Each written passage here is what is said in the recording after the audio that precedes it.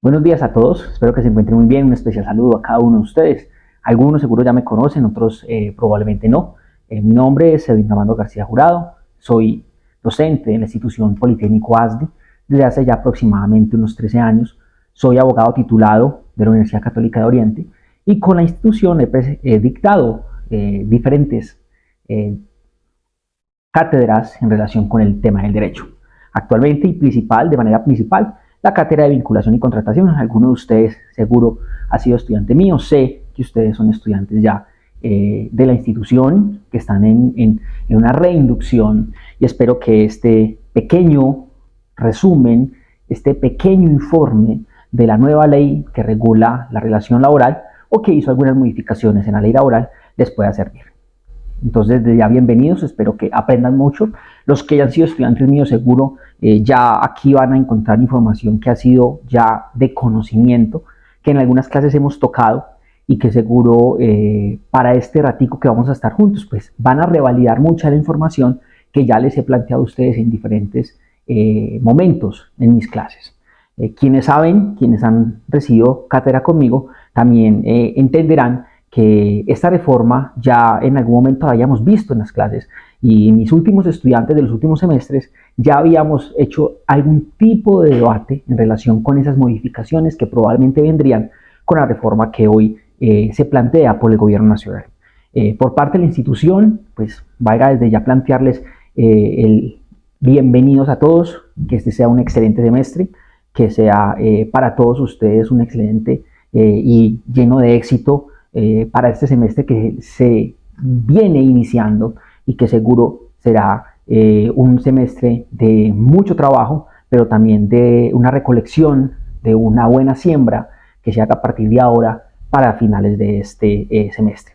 Entonces, desde ya un especial saludo y vamos a dar entonces inicio a esa breve explicación que me ha pedido la institución que traiga para ustedes de esa reforma laboral de la que tanto se ha hablado en estos últimos meses, de la cual existieron debates de orden administrativo entre la Presidencia de la República, Congreso también de la República, y que hoy, después de un sinfín de dificultades, un conglomerado, un conjunto de situaciones que, digamos que llevaron a una reforma que, aunque es transversal al código, es decir, toca muchos elementos importantes del Código Sustantivo del Trabajo y la Seguridad Social, pues eventualmente hace modificaciones muy profundas y que empezaremos a ver en ejecución a partir, o que ya empezamos a ver a partir del 1 de julio del año 2025, fecha en la cual entran en vigencia muchas de las situaciones que el código trae nuevas, algunas que ya estaban, pero estaban desordenadas, y entonces ajustan algunos elementos, otras que eliminan porque de manera real no eran aplicadas o venían siendo aplicadas de manera, digamos que, no voy a decir que ilegal, pero sí en cierta medida un poco mal aplicadas y le da un poco de certeza al trabajador en algunas de sus relaciones. Voy a basar principalmente este pequeño momento con ustedes para explicar el contrato de aprendizaje nuevo que, o por lo menos que se ajusta en esta nueva ley, ¿sí? Modificando el artículo 81 del Código Sustantivo del Trabajo y la Seguridad Social.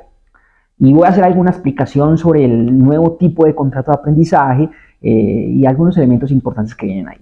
Entonces, desde ya sean bienvenidos, un especial abrazo de bienvenida y espero que disfruten este pequeño momento que vamos a estar juntos para que desde ya tengamos claro algunos elementos de los que para ustedes va a ser, creo yo, de vital importancia en su práctica o en su relación de aprendices con las empresas e instituciones que hacen parte de nuestro grupo valga redundar, de compañías y empresas que aportan para el crecimiento de su aprendizaje y de nuestros aprendices y estudiantes. Entonces, sean bienvenidos nuevamente y demos inicio. Bueno, entonces dando inicio a esta pequeña charla que tendremos durante estas próximas 45, 50 minutos, puede llegar un poco a la hora, vamos a tratar de hacerles o traerles a ustedes aquellas regulaciones más incidentes, las más, digamos, especiales y aquellas modificaciones y agregaciones más importantes que trae la Ley 2466 del 2025, sancionada el 25 de junio del 2025, al Código Sustantivo del Trabajo y la Seguridad Social. Vamos a tratar, a modo de contenido, primero vamos a ver de manera genérica algunas de las modificaciones más importantes, algunas modificaciones que se han escuchado en redes sociales, en todos los medios televisivos, de radio, que hemos escuchado en las diferentes redes sociales, como ellas la reducción o por lo menos el ajuste de los tiempos de las jornadas nocturnas y las jornadas diurnas, las modificaciones al contrato a término indefinido, al contrato a término fijo. También vamos a ver un avance gigante en relación con el contrato de obra-labor. Repito, todo esto va a ser periferia porque vamos a ir muy rápido. La modificación es muy amplia, entonces voy a tratar de tocar aquellos elementos muy importantes, de pronto algunos principios que fueron ajustados en el código y vamos a ir ya al grueso de nuestro contenido, a hablar del contrato de aprendizaje, que es el que realmente nos interesa, ¿sí? Ahí nos vamos a sacar un buen rato, vamos a hablar sobre el contrato de aprendizaje en la formación dual o en la formación tradicional, que era que veníamos hasta la sanción de esta norma. Vamos a ver cómo aplican los salarios para estas personas, la modificación gigante, que creo yo que fue una modificación muy importante, es el término del término de contrato de trabajo y el término de salario, que por esta nueva modificación ha sido corregido. Y vamos a ver algunos elementos importantes en relación con el pago de la seguridad social y el pago de la ARL o de los riesgos laborales, y vamos a ver algunos elementos en relación con los derechos de los aprendices en estos contratos de trabajo de aprendizaje que ya, pues digamos que tiene una mayor formalidad bajo esta nueva regulación normativa que trae, como les digo, un ajuste al Código Sustantivo del Trabajo y la Seguridad Social. Como les digo, vamos a estar más o menos unos de 45 a 55 minutos. Este es un breve contenido y espero que entonces lo podamos desarrollar en buena manera. Entonces vamos a darle inicio. Bueno, muchachos, entonces vamos a dar inicio a este breve conversatorio. Primero que todo es importante ubicarnos contextualmente en qué es el Código Sustantivo del Trabajo y la Seguridad Social en Colombia.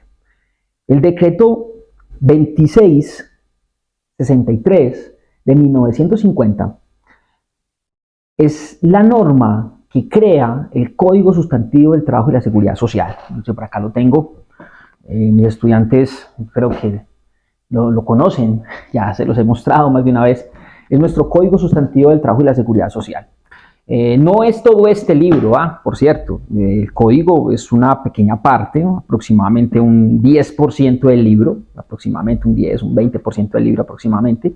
Y a partir de aquí, en los códigos escritos que se pueden conseguir en cualquier librería, pues existen unos complementos. Esto porque explico o porque traigo esto como introducción. Y es porque la relación laboral es una relación altamente regulada. Y es una relación de orden público. ¿Eso qué significa? Que el Estado tiene una vital importancia o tiene gran enfoque de importancia en lo que pase con los contratos de trabajo. Porque por allá la Constitución Política de Colombia, en su artículo 25 y en su artículo 53, hace alusión al contrato como un derecho de toda persona en cuanto a que sea un trabajo digno y justo. Además de que el artículo 53 trae una poesía hermosa, que si ustedes van a leerla y de pronto lo ubican ahí en sus celulares, seguro alguien lo tendrá en sus manos, y busca el artículo 53 de la Constitución Política de Colombia, va a encontrar que hay una poesía en ese artículo, donde se habla de salario mínimo vital y móvil, de unas condiciones mínimas de igualdad entre hombres y mujeres, y de eso ya la reforma trae unas modificaciones, también sobre unas obligaciones de protección al trabajador especiales, en su seguridad social, en el tratamiento ante las sanciones, esos procedimientos que deben de proteger el debido proceso del trabajador. Igualmente, algunos principios básicos como la seguridad social, como por ejemplo también la favorabilidad en caso de duda para el trabajador. Y ahí que se escuche mucho decir que el trabajador siempre va ganando ante una demanda laboral, por esa favorabilidad y otras tantas más o unos tantos más principios que nos trae ese artículo 53. Entonces, este decreto, que ya como lo dije hace un rato es de 1950, imagínense la edad que tiene, ya realmente va a pasar de los 70, va a los 75 años de edad, es viejito. ¿Y eso qué significa? Que está hecho o fue hecho con una realidad social, con una realidad del momento muy diferente a la que hoy tenemos, con un mundo laboral totalmente diferente al que hoy tenemos. Y entonces esta ley o este decreto se ha venido ajustando y se ha venido, digamos que corrigiendo, ampliando en relación con obligaciones no solamente de orden social. Es necesario actualizar las normas por los contextos sociales y contextos laborales en los cuales se crea la norma y en los cuales se aplica la norma, pero sino también porque la OIT, la Organización Internacional del Trabajo, nos obliga en cuanto a algunas resoluciones que ellos emiten para los países latinos a nivel internacional, pues a ajustar nuestras relaciones laborales o nuestras normas de orden laboral para que se cumplan unos mínimos para los trabajadores.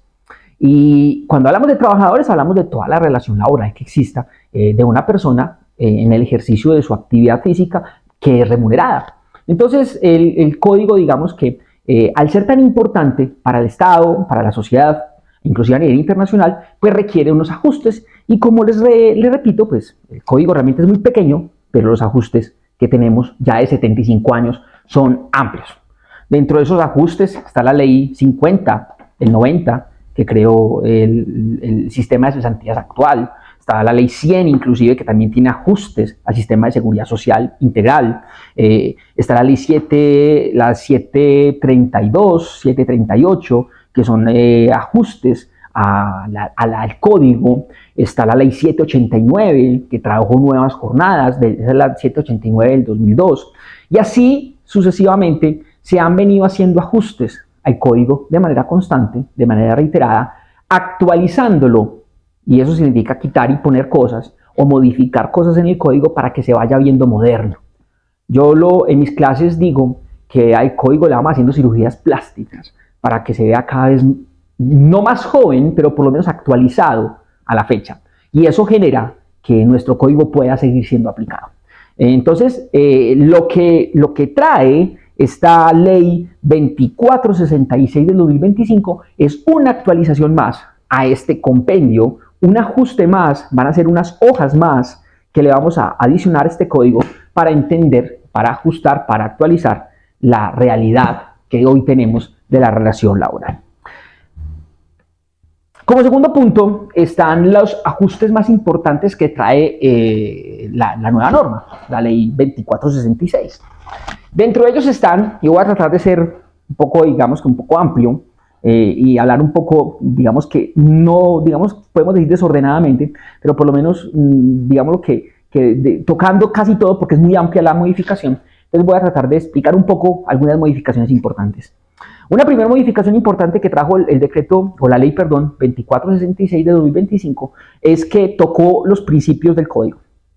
El código, todas las normas tienen unos principios, unas bases que fundan el espíritu de la norma. Entonces, este código que acabamos de ver, les trae unos principios que eran muy básicos, pero eran muy efectivos. Y lo que hace esta nueva reforma del código es ajustar el código a la Constitución. La Constitución es la norma más importante del país. Y todo lo que esté en contra de la Constitución, pues tendrá que ser borrado. Nuestro código trae algunos principios, pero no todos. Y ya lo que hizo esta norma es poner a tono la Constitución con este nuevo código. Y lo que hizo fue traer el artículo 53 y casi que lo copia a esta ley.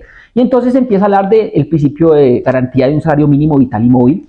Eso es un elemento que ya venía en la Constitución, se trae para el código, se trajo a través de esa reforma. Se habla de algunos elementos importantes como la favorabilidad, se llama indubio pro operario o ante la duda, favorabilidad a favor, valga redundar, del empleado o trabajador. Entonces, lo que hace esta primera etapa de la ley 2466 es ajustar los principios. Y eso es digamos que es buena señal, porque lo que hace es traer los principios que ya debieron haber estado desde la Constitución de 1991 en el nuevo código, pues ya lo viene a aplicar hoy y lo viene a ajustar en los principios del código. Entonces digamos que ahí ya hay un elemento importante, y es el ajuste de los principios. 2, un segundo elemento importante. El código o esta ley nueva ya nos empieza a hablar o nos empezó a modificar los tipos de contratos. Como un contexto, nos dice el código que existen más, mis estudiantes lo sabrán, pero aquí de manera, digamos que anticipada, solamente hablo de tres tipos de contratos. Contratos a término fijo, contratos a término indefinido, contratos por obra o labor determinada. Y esos contratos estaban descritos por el artículo 46 y 47 del código. Contratos muy mal utilizados, porque se habla de un contrato de obra o labor para actividades que son continuas. Entonces son contratos que son mal utilizados, que todo el tiempo han sido demandados, que han sido llevados ante los jueces, que los jueces reiteran todavía hoy, después de ya venir aplicando esos tipos de contratos ya 70 años y más. Hoy los jueces siguen reiterando que están siendo mal utilizados los tipos de contratos. Y entonces utilizan principalmente contrato de obra-labor indiscriminadamente, creen que es el mejor tipo de contrato, o utilizan el término fijo para tener una persona con unos contratos cortos de 2-3 meses, y así lo van llevando contratos de 2-3 meses, y uno puede encontrar personas en el mercado laboral que llevan laborando con contratos de 2-3 meses, según ellos, 4 o 5 años, cuando eso no debió haber sido así, y la ley anterior no lo permitía. La ley permitía solamente 3 renovaciones, y a partir de la cuarta se empezaba con un año, es decir, se volvía en un año y se renovaba sucesivamente por un año. Igualmente con el contrato de obra-labor, realmente el código era muy sencillo, solamente decía que era para una actividad o una labor contratada de manera específica, pero no decía más nada. Y el contrato a término indefinido, pues obviamente es un contrato que no tiene tiempo, que dura lo que dura la naturaleza de la actividad, y era un contrato que, aunque estaba explicado por el artículo 47, pues no tenía mucha explicación. Esta nueva reforma lo que hace es ajustar de manera muy precisa, y creo yo que eso es bueno, en los tipos de contratos. Y basa o dice que el contrato base, el contrato general para todos los trabajadores será un contrato a término indefinido. Entonces dice, todos tendrán a término indefinido o será la regla general, término indefinido. Ahora, lo que dice el código es, podrán haber contratos escritos, podrán haber contratos por obra o labor, pero con unas condiciones. Entonces, el contrato a término indefinido, digamos que lo vuelve una generalidad. Y algo importante, porque eso anteriormente no estaba, lo de la generalidad no estaba, usted podía escoger entre cualquiera de los tres, hoy en día es el término indefinido, y usted excepcionalmente podrá ir al término fijo o al término por obra o labor. Ahora, en cuanto al contrato término fijo, hace modificaciones importantes. Y es, anteriormente el término fijo moría siendo término fijo. Tú podrías llevar 20 años con una empresa en término fijo, contratos término fijo de un año, hasta el año 20, y al año 20 se terminaba. Y eso, digamos que era uno de los elementos importantes del término fijo, y era de que tenía un tiempo fijo. Entonces dentro de 19 años tú podrías terminar el contrato sin ningún tipo de indemnización, más allá de la indemnización que corresponda por despido injusto, y era posible esa situación. Ya hoy en día no, el código lo que nos trae, o la reforma lo que nos trae, es que, pues valga redundar, primero el contrato a término indefinido es la regla general. Si quieres hacer un término fijo, ya cambian algunas reglas. La primera regla es que ya el máximo van a ser 4 años, anteriormente eran 3 y ahora son 4. Entonces hay una modificación ahí, nos amplían un año más. Importante, no lo sé, yo diría que veníamos con 3, subir un año, puede ser que eso genere, digamos, que algunos elementos importantes con lo que viene. Y es de que ya las renovaciones no son como se hacían antes, que anteriormente la renovación era por un término igual, durante 3 veces, igual o menos, 3 veces, y pasado la tercera renovación pasaba un año, y así sucesivamente, y así se iba hasta la eternidad. Si tú cumplías 20 años en la empresa, pues siempre tuviste un contrato término fijo de un año, porque esa era la renovación automática.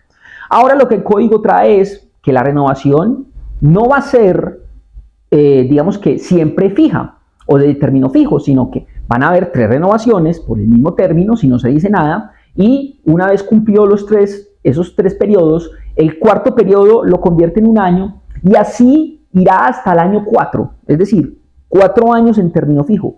Y pasado el año 4, vencido, llegado el año 4, a partir de ahí es indefinido. Es decir, que el contrato fijo no va a morir fijo, sino que el fijo al cuarto año, si no se dice nada, automáticamente se vuelve indefinido y quedará indefinido en el tiempo. Eso es bueno porque lo que hace es beneficiar las condiciones del trabajador. Ya no habrá un término de tiempo para despedir al trabajador después del cuarto año, sino que ya se vuelve indefinido, entonces durará lo que dure la naturaleza, la actividad. Eso genera estabilidad para el trabajador y eso es digamos que un elemento de los elementos importantes. Otro elemento importante es que ya hoy se exige el acuerdo entre las partes para que haya renovaciones voluntarias. Es decir, cuando yo le digo al trabajador, vea, yo lo voy a renovar por un término menos, digamos que tenemos un contrato a 6 meses, se lo voy a renovar por 4, tiene que haber acuerdo por escrito. No sirve que sea un acuerdo verbal, tiene que ser un acuerdo escrito y le aplica igualmente los 4 años máximos y pasado el cuarto año se vuelve indefinido. Entonces, elementos importantes en cuanto al contrato término fijo. Hay una novedad y es de que anteriormente existía la sanción para las partes que no notificaran la salida o la terminación de un término indefinido 30 días antes. Es decir, si yo tenía un contrato de término indefinido y lo quería terminar como trabajador, yo tenía que notificar 30 días antes. Y si no notificaba, yo tenía que pagarle al empleador esos 30 días. Lo mismo pasaba a la inversa. Si el empleador no notificaba 30 días antes a su trabajador que iba a terminar su término indefinido, tenía que pagarle esos 30 días a modo de sanción. Resulta que la ley trae esa misma condición de que tiene que notificarse 30 días antes, pero ya quitó la sanción para el trabajador. El trabajador no se puede sancionar por efectos de la no notificación de la terminación del contrato a término indefinido de manera intempestiva. Entonces, esa terminación intempestiva ya no genera sanción para el trabajador. Digo yo que no se aplicaba. En mi vida profesional, o por lo menos en mi experiencia con asesoría de empresas de más de 8 años en el mercado del oriente antioqueño, principalmente la construcción, no he visto una sanción al trabajador por no notificar de manera anticipada la terminación de su contrato de manera unilateral. No la vi. Siempre se le aceptaba la renuncia y el trabajador se iba, pero había la posibilidad de sancionar. Hoy en día ya no existe esa posibilidad de sancionar. Entonces ahí hay un elemento importante. En cuanto al contrato de obra-labor, también hubo modificaciones. Y una modificación muy importante es que ya el contrato por obra-labor tiene más extensión. Es decir, es más explícito en el código, explica más. Y ya el código habla y dice lo que debió haber dicho desde que creó el contrato por obra-labor. Y es de que para que exista este contrato se tiene que describir al detalle, en qué consiste la actividad, la obra o labor que el trabajador va a hacer. Eso ya el código lo dijo claro. Si usted no dice, si no cumple con los requisitos que establece el código nuevo o la reforma sobre el contrato por obra-labor, el contrato es a término indefinido, se vuelve indefinido.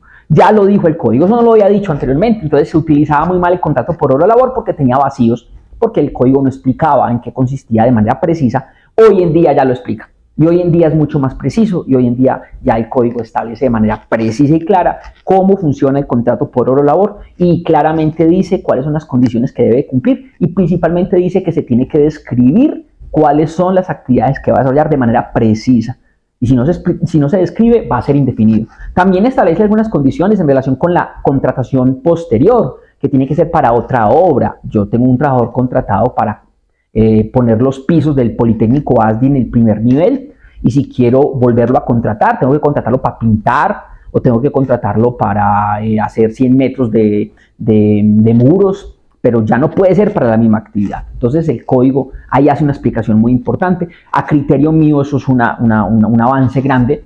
Ya no se habla de trabajadores de servicio doméstico, sino trabajadores del hogar. Y eso, el código, digamos que ahí es un ajuste importante en relación, digamos que principalmente a cómo lo determina.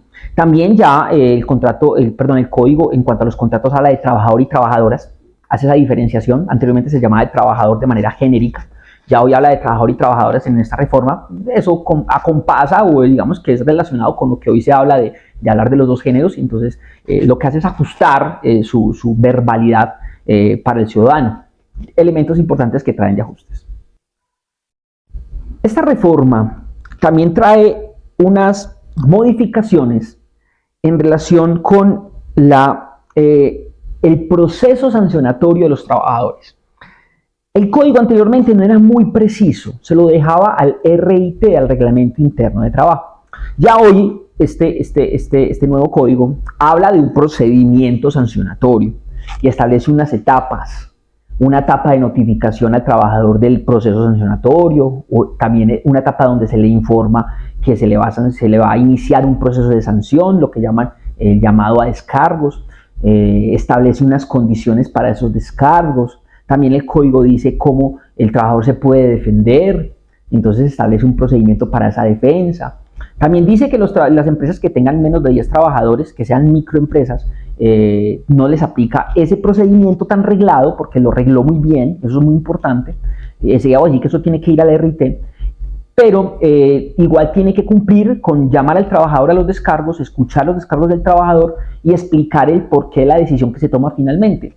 Y digamos que eso ya estaba, pero lo regla más, le pone más, digamos que más formalidad a un procedimiento que es delicado dentro del contrato de trabajo, y es la sanción al trabajador, la imposición de sanciones. Entonces ya hace un ajuste en cuanto al proceso sancionatorio. Obviamente le pone unos principios, que es muy importante: el principio del debido proceso, derecho a la defensa, conocimiento de por qué se está sancionando. Es decir, él reguló más el procedimiento sancionatorio y a la par ya impone la obligación de incluirlo en el RIT, en el Reglamento Interno de Trabajo. ¿Y eso qué conlleva? Que todos los empleadores, y ahí el código no hizo distinción alguna, deben de actualizar su Reglamento Interno de Trabajo. ¿Actualizarlo con qué? Con este nuevo sistema de sanción, con este nuevo no, digamos que con esta explicación del sistema sancionatorio, y le impone la obligación al empleador de primero publicar ese RIT físicamente en 2 lugares, por lo menos, donde el trabajador, digamos que ejecuta su actividad, y de también comunicarle al trabajador de manera directa ese RIT. Normalmente entregárselo físico, pero ya permite montarlo o colgarlo a la página web del empleador.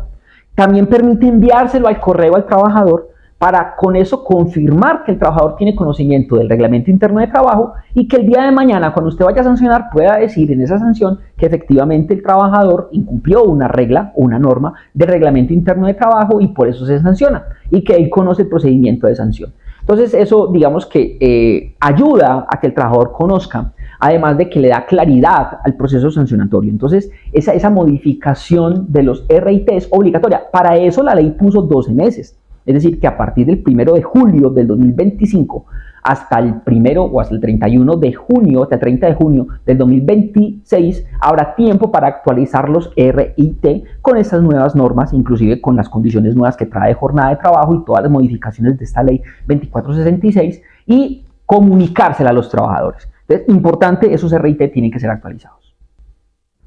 Ahora, este es el punto más conocido y que se ha escuchado por todos los medios, y es la modificación del horario de trabajo. Este código nos trae 2 modificaciones muy importantes en relación con la jornada y el horario. Una de las más conocidas y más, digamos que más resonó en las redes sociales, en los medios de comunicación y todos los demás formas de comunicar este tipo de normas, o este tipo de, por lo menos, proyectos de ley, y con todo lo que escuchamos en relación con la reforma que querían hacer y que no entró, bueno, toda la historia que ustedes ya conocen, hay un elemento importante, y es: ya hay modificación de la jornada nocturna. Anteriormente, o hasta antes de esta ley, las horas diurnas eran entre las 6 de la mañana y las 9 de la noche, y las horas nocturnas eran de entre las 9 de la noche y las 6 de la mañana del día siguiente. Eso no concordaba con la realidad física, con la ley natural, y es de que en Colombia se anochece sobre las 6 de la tarde.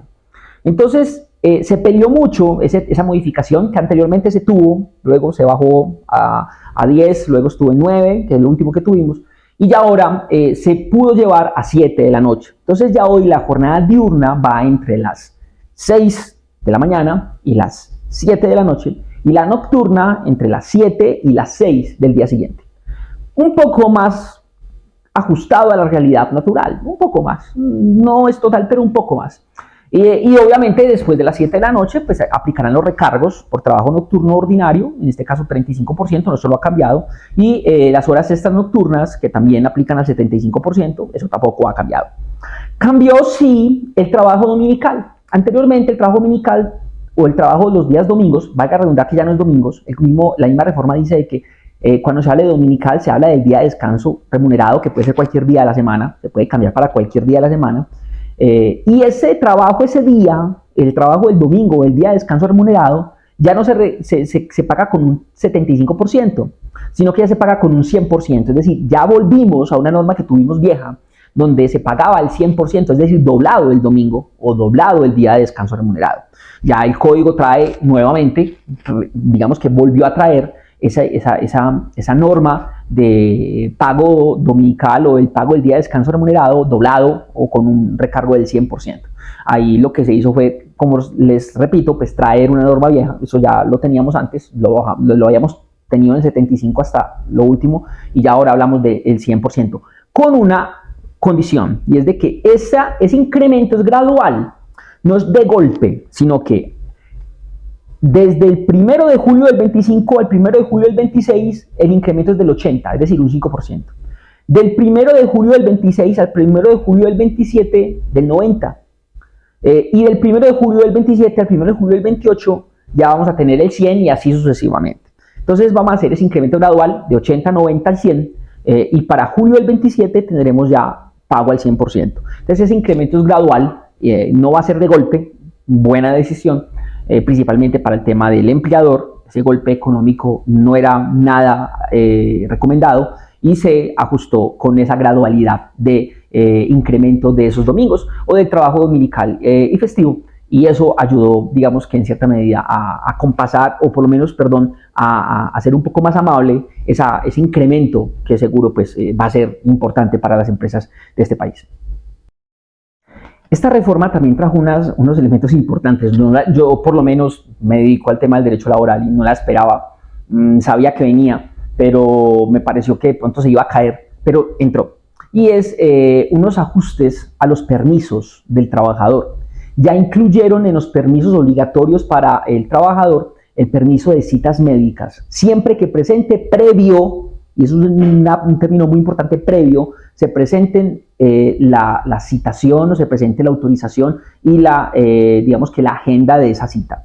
Pero ya está obligatorio darle el permiso al trabajador cuantas necesite. Entonces eso ya es una innovación, no lo traía el código.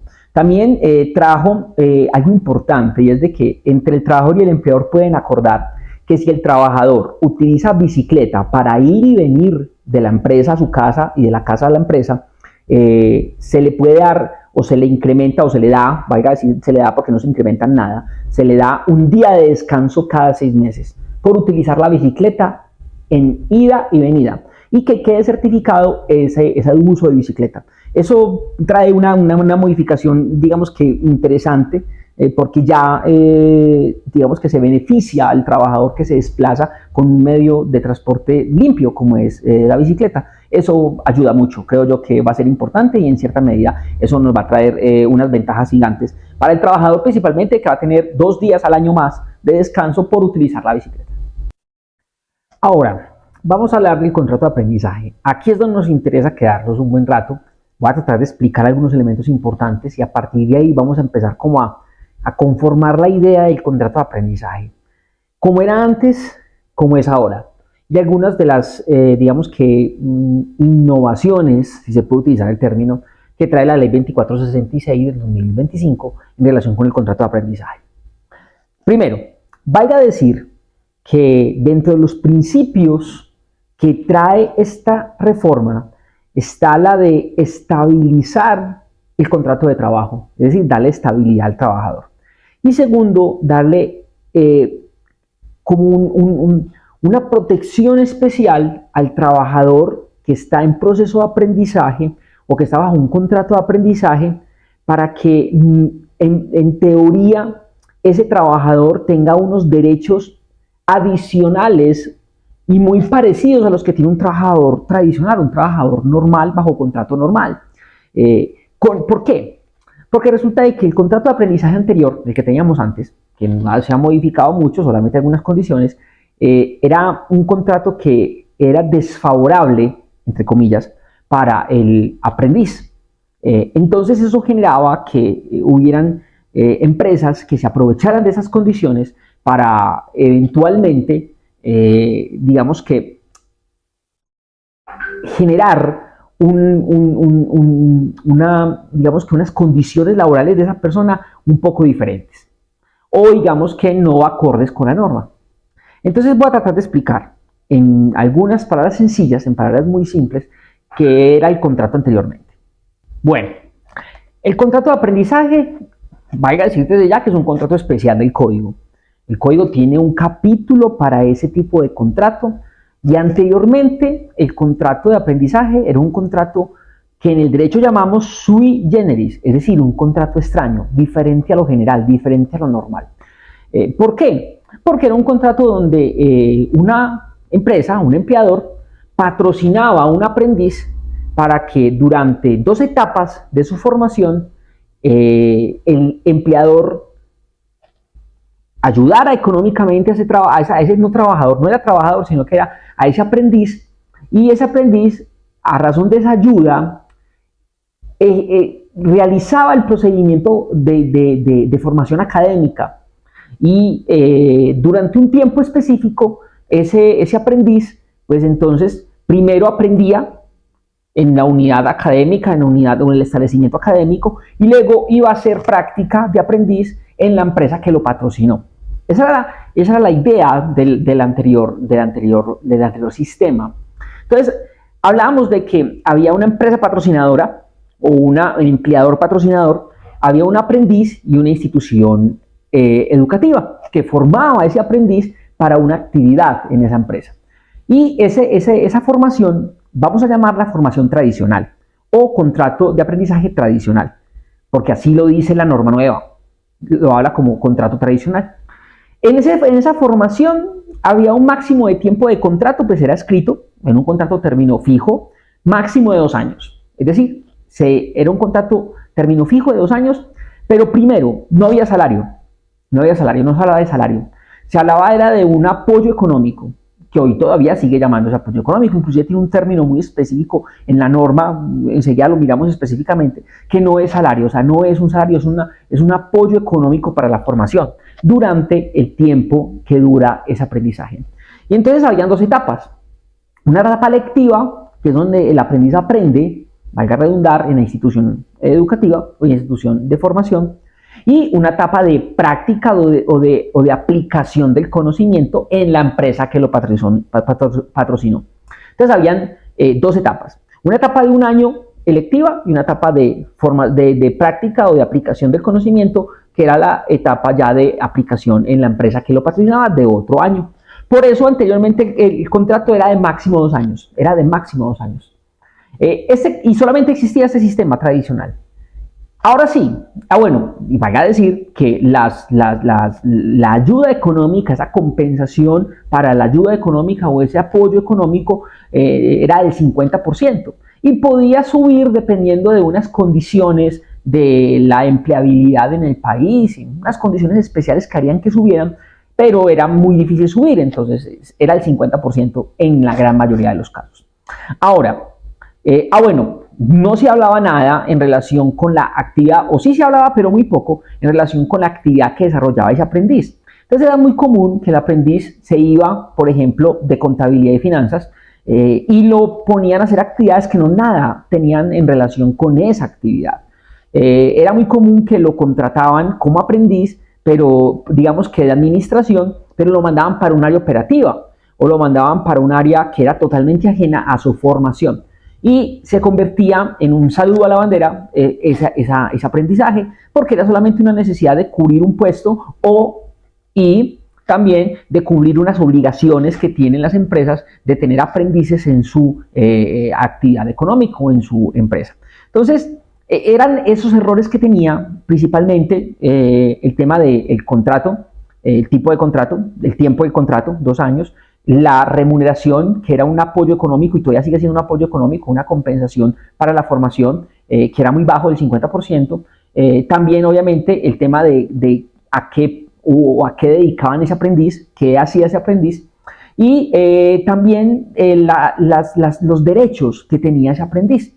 Entonces, eran, digamos que situaciones que realmente eran malas para el aprendiz, aunque valga redundar, valga hacer claridad, que para el caso del Politécnico ASDI, por lo menos en los casos que yo pude identificar con mis estudiantes, las instituciones o los empleadores que tenemos y que reciben a nuestros estudiantes, pues en la gran mayoría de casos no conozco casos en los que no los hayan puesto a hacer lo que realmente debían de hacer, para lo que fueron formados. Pero era común encontrarlo en otras situaciones, en otras instituciones, en otros lugares del país. Entonces, pues, hablo por lo menos de los que conocí, en ninguno siempre se aplicaban o siempre se llevaban los aprendices a que realmente aplicaran el conocimiento que aprendieron en la etapa lectiva o en la etapa de formación. Ahora, esas situaciones eran difíciles y a razón de eso, pues entonces la norma trae unas modificaciones que hicieron, obviamente, para mí, una actualización profunda, pero además de eso, amigable, es decir, es más amable con el aprendiz. Además de que incrementa los valores de pago a ese aprendiz y le da mejores derechos a ese aprendiz para que cuando arranque su vida de práctica operativa o de ejercicio real de la actividad para la que se formó, pues efectivamente tenga unas mejores condiciones, y para mí ya son laborales, porque ya existen unos derechos, inclusive en algunos casos particulares, para que el aprendiz tenga derecho a algunas cosas que no tenía. Entonces vamos a ver ya, a partir de este momento, esas modificaciones, esas agregaciones que hace la nueva norma para identificar en qué favorece al aprendiz y qué beneficios tiene. Bueno, vamos a ver esas modificaciones, para que ya sabemos y ya entendimos cuál era el sistema que teníamos. Ahora, sistema actual. Antes de hablar del sistema actual, tengo que hablar de una actualización, y es un ajuste digamos que como a una nueva forma de aprendizaje que se venía aplicando en varios países y se aplica en varios países, y que aquí la actualizamos con este sistema, aunque ya se venía haciendo, pero se venía haciendo sin formación, sin una regulación legal. Ahora ya existe la regulación legal y se llama la formación dual. Les voy a explicar qué es formación dual para que me entiendan cuando hable de las diferencias de cada una. La formación tradicional, ya sabemos, hay una etapa lectiva y una etapa de práctica o de aplicación del conocimiento, un año y un año, ¿sí? Y la formación dual ya es diferente. ¿Por qué? Porque es una relación entre empleador, que necesita unos perfiles de personas con una formación para el mundo laboral de un tipo, y una entidad o una empresa o digamos bien una entidad, una institución educativa que se une con ese empleador, conforman o hacen un convenio para formar personas en las necesidades de la empresa. La empresa necesita X técnico en alguna actividad, X actividad. Busca la institución educativa y dice: mire, yo necesito estos técnicos, ¿usted me los puede formar? Sí. Y generan un convenio para formar ese técnico. Entonces la institución educativa lo que le dice es: este convenio se va a llamar formación dual. Entonces, ¿qué significa que sea formación dual? Que los dos van a calificar a esa persona. Es decir, van a haber personas de la institución educativa que estén inmersas en la empresa, que estén dentro de la empresa. E inclusive muchas veces se permite que la institución educativa forme personas dentro de la empresa para que esas personas sean los tutores de esos estudiantes. Y entonces vamos a tener una sinergia entre esos dos formando una persona. Imagínense que la persona está acá debajo, y entonces van a estar los dos, el empleador y la institución educativa, formando a esa persona que está en el medio, y entre los dos van a calificar. Por eso se llama formación dual, porque los dos van a hacer efectos de formación de esa persona. Van a haber calificaciones de la empresa en actividades específicas y dentro del sistema de calificación. Entonces va a haber un tutor que forme, digamos que en operación, no sé, digamos que en operación de exportación de flor, por ejemplo. Entonces ese tutor va a estar en la empresa, va a ver cómo esa persona se desempeña en la empresa y va a calificar ese desempeño de esa persona que se formó, que se está formando, y a la par también está haciendo prácticas. Entonces esa formación dual, en teoría, debería de ayudar a las empresas a tener la mano de obra que necesitan calificada, a formarla ellos mismos a través de una institución educativa y entre los dos calificar y promover esa persona en su formación técnico-tecnológica. Entonces esa formación dual es como una innovación que trae la ley 2466. Ahora, empecemos a ver esas modificaciones de la norma para poder entender qué se hizo nuevo. Y ya sabemos que hay dos tipos de formaciones en esta nueva ley. Está la formación tradicional, con un año lectivo, con una etapa lectiva, y con una etapa de práctica, una etapa de aplicación del conocimiento, que es la tradicional, ya la vimos, y está una formación dual. ¿Listo? En primera modificación, el código ya no habla, la nueva norma ya quitó el concepto de que el pago no es salario. Eso lo quitó. Había una parte donde decía que ese pago no constituye salario, el pago es esa ayuda económica, esa compensación económica. Ya dice que no es salario, le quitó esa parte donde dice que no es salario. Pero igual dentro de la modificación sigue hablando de un apoyo económico o un apoyo para la formación. Entonces, aunque le quitó el concepto de salario, pues hoy en día seguimos hablando de que es un apoyo económico o apoyo a la formación. Por lo tanto, desde el punto de vista contable, desde el punto de vista de nómina o desde el punto de vista de colillas de nómina, no debe aparecer como salario, ¿sí? A los practicantes o a los aprendices, perdón, les debe aparecer como un apoyo económico a la formación o el concepto que trae la norma, ¿sí? No puede aparecer como salario porque no es salario según, aunque ya lo quitaron en la ley anterior, decía específicamente no es salario. Ya hoy, aunque eso lo quitaron, pues se sigue hablando de un apoyo económico al trabajador durante su etapa de formación, entonces, o un apoyo a la formación. Entonces, ese concepto totalmente queda, digamos que, definido. Ya no se pone salario, no debe ir salario, pero debe ir ese concepto para efectos de la nómina, del pago de ese trabajador o como sale desde el punto de vista contable, desde el punto de vista financiero de la empresa. Entonces, ese elemento queda salvado, ya no se habla de salario. O nunca se ha hablado, pero pues hoy en día ya está eliminado el concepto desde el punto de vista de la norma nueva. Segundo, compensaciones. Entonces, aquí aplica igual para los dos. Aplica igual para el sistema tradicional como para el sistema dual. Lo que dice es que el apoyo económico durante la etapa lectiva, durante el primer año de esa formación, desde la forma tradicional y desde la forma dual, va a ser de un 75%. Es decir, ese apoyo económico va a ser un 75% del salario mínimo mensual legal vigente. Hasta ahí, claro, esa primera parte de formación en la tradicional, la parte de formación o lectiva, y en la dual, esa primera etapa de un año va a ser al 75%. Luego, en su etapa, en la tradicional, en la etapa de práctica o en la etapa de aplicación del conocimiento, y en el segundo año del sistema dual, en el segundo año de formación del sistema dual, se va a pagar el salario mínimo mensual legal vigente. Es decir, se va a pagar al 100% el salario mínimo mensual legal vigente. Recuerden que no es salario, recuerden que es una compensación. Entonces, se va a pagar esa compensación basados en un salario mínimo, que es el tope mínimo, ¿sí? En un 75% en el primer año o en la parte lectiva y en un 100% para ambas en la parte segundo año de la parte dual o en la parte de aplicación del conocimiento en la formación tradicional. Entonces ahí terminamos con un 100%, o sea que se incrementa, ¿sí? Ya estamos hablando de un pago 75-100, 75-100 para los dos y eso es un cambio drástico. Anteriormente se hablaba de un 50 y nada más. Entonces, hasta ahí estamos, digamos que en el tema de la compensación económica o del apoyo económico a la formación que se hace por parte del empleador. Ahora, en cuanto a los derechos del trabajador, y aquí hay un elemento muy importante. ¿Por qué? Porque anteriormente no habían derechos más allá de que se le pagaba la ARL al trabajador. Hoy en día ya cambia.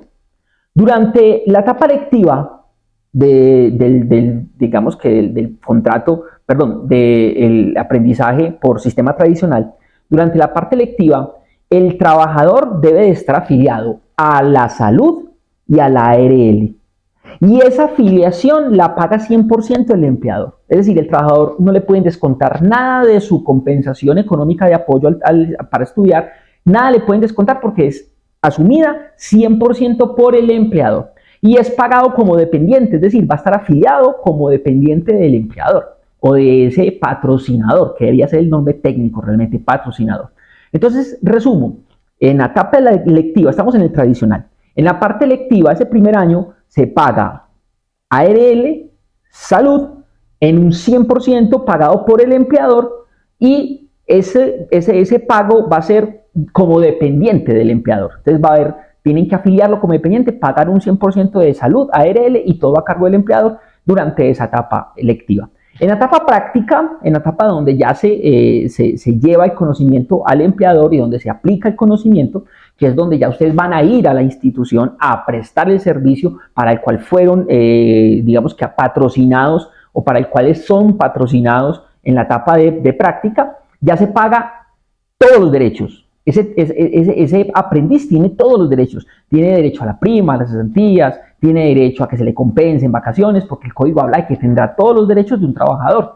Entonces, o esa nueva norma habla de que tendrá todos los derechos de un trabajador. Entonces, ahí hay un símil. Anteriormente no tenía esos derechos, hoy ya los tiene todos completos. Entonces, ya ese empleador está obligado en la etapa de práctica, en la etapa de aplicación del conocimiento, durante ese año deberá pagar el 100%, ya estar afiliado a salud, estar afiliado a la pensión, estar afiliado a la ARL, y, ojo, la norma ahí no habló nada a cargo de quién está esa obligación.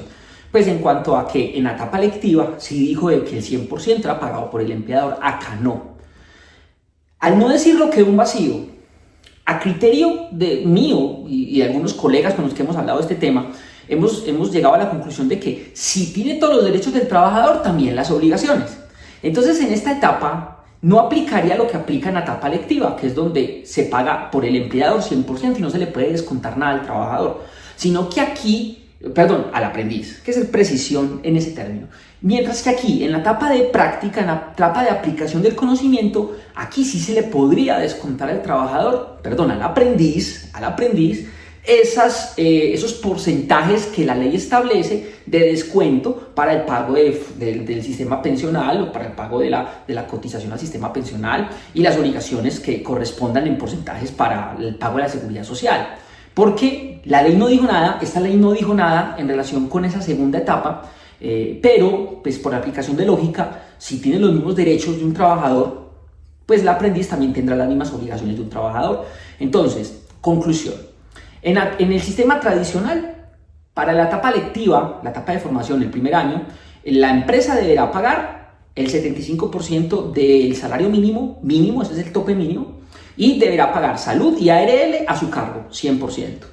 En la etapa de aplicabilidad del conocimiento, en la etapa de práctica de la información que adquirió en la lectiva, el empleador deberá pagar el 100% de un salario mínimo, es el mínimo, de ahí hacia arriba. El mínimo será un salario mínimo mensual legal vigente, y deberá pagarle a ese aprendiz todos los derechos que tendría un trabajador común y corriente. Entonces tendría derecho a la pensión, tendría derecho a la prima, a las cesantías, a los intereses sobre las cesantías, a una compensación de vacaciones, inclusive porque dijo todos los derechos, al interés sobre las cesantías creo que ya lo dije también, y tendrá que estar afiliado al sistema de salud, al sistema pensional, al sistema de ARL, y hacer la claridad que la ley no dijo nada sobre las cotizaciones, cómo se van a cargar en porcentajes, pero por analogía de aplicabilidad, y si el trabajador tiene, si el aprendiz tiene los mismos derechos de un trabajador, pues tendrá las mismas obligaciones, y a ese aprendiz sí se le podrá descontar esas obligaciones de porcentajes al sistema de seguridad social integral. Eso, les repito, la ley no lo dijo. O sea, si ustedes van a la ley, probablemente van a escuchar conceptos, inclusive deberá salir próximamente una circular del Ministerio del Trabajo aclarando el tema de los pagos a la seguridad social de la etapa de práctica de aplicabilidad del conocimiento.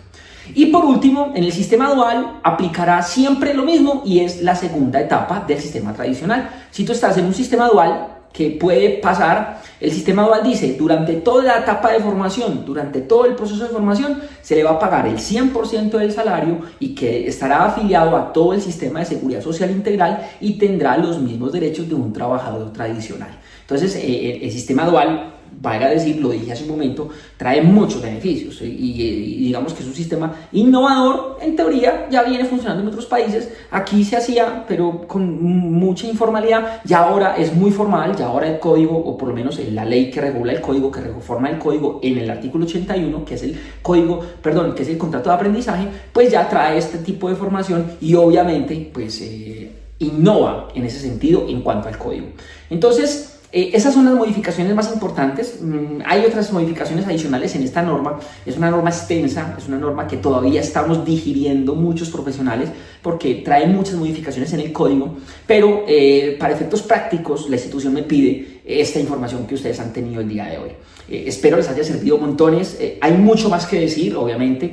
Seguro será objeto de un diplomado y la institución programa diplomados en Derecho Laboral constantemente, entonces seguro que esto será objeto de un diplomado para ampliación. También será obviamente digerido por mis estudiantes en el curso de vinculación y contratación, y seguro quienes van a ver el curso conmigo este semestre de vinculación y contratación, pues vamos a abordar estas modificaciones un poco más a fondo, no del todo, pero sí un poco más a fondo, y obviamente tendremos la discusión en relación a la complejidad e igualmente a la viabilidad de muchas de estas modificaciones. Un abrazo fuerte para todos, bienvenidos nuevamente a la institución, ustedes son el alma y la pasión de esta institución. Yo he visto crecer al Politécnico hace ya 13 años y siempre ustedes han sido el enfoque principal del Politécnico ASDI. Entonces sean bienvenidos, un abrazo gigante para cada uno de ustedes. A quienes van a ser mis estudiantes, pues desde ya un cordial saludo, nos veremos en curso, seguro que sí, y espero que este semestre para todos sea lleno de éxitos y que esté plagado de mucho conocimiento. Obviamente espero que también les vaya muy bien y saquen avante todas esas obligaciones que tienen, porque seguro que hacen un semestre de mucho trabajo. Cuídense mucho y hasta luego.